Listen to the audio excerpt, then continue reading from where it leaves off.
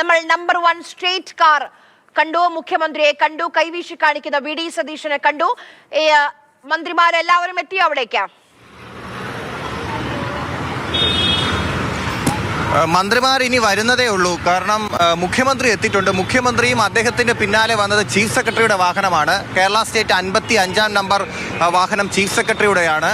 Chief secretary ഇവിടെ എത്തിയിട്ടുണ്ട്. ആദ്യം വന്നത് മുഖ്യമന്ത്രിയുടെ പൈലറ്റ് വാഹനങ്ങൾ മുന്നേ വന്നു. അതിന് പിന്നാലെ കേരള സ്റ്റേറ്റ് 1-ാം നമ്പർ ബോർഡ് വെച്ച മുഖ്യമന്ത്രി വി.ഡി. സതീശന്റെ വാഹനം കൈവീശി കാണിച്ചുകൊണ്ട് മാധ്യമപ്രവർത്തകരെയും ഇവിടെ നിന്നവരെയും പോലീസുകാരെയും കൈവീശി കാണിച്ചുകൊണ്ട് അദ്ദേഹം ലോക് ഭവനുള്ളിലേക്ക് കയറിപ്പോവുകയും ചെയ്തു. ഇപ്പോൾ ട്രാഫിക് ക്ലിയർ ചെയ്തിട്ടുണ്ട്. അപ്പോൾ എനിക്ക് തോന്നുന്നു മന്ത്രിമാരുടെ വാഹനങ്ങൾ വരാൻ ഇനിയും വൈകുമെന്ന് എനിക്ക് തോന്നുന്നു.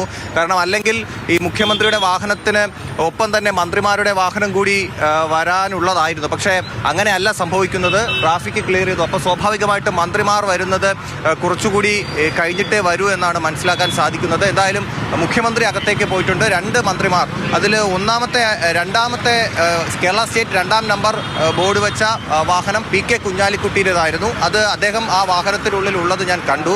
പക്ഷെ തൊട്ട് പിന്നാലെ പോയത് 12-ാം നമ്പർ വാഹനമാണ്. അതിനകത്ത് ആരായിരുന്നു എന്ന് എനിക്ക് തിരിച്ചറിയാൻ കഴിഞ്ഞില്ല. മുഖ്യമന്ത്രിക്കൊപ്പം 55-ാം നമ്പർ വാഹനത്തിൽ വന്നത് ചീഫ് സെക്രട്ടറിയാണ്. അദ്ദേഹവും അകത്തേക്ക് പോയിട്ടുണ്ട്. മന്ത്രിമാരുടെ വാഹനങ്ങൾ ഇനിയേ വരാൻ സാധ്യതയുള്ളൂ.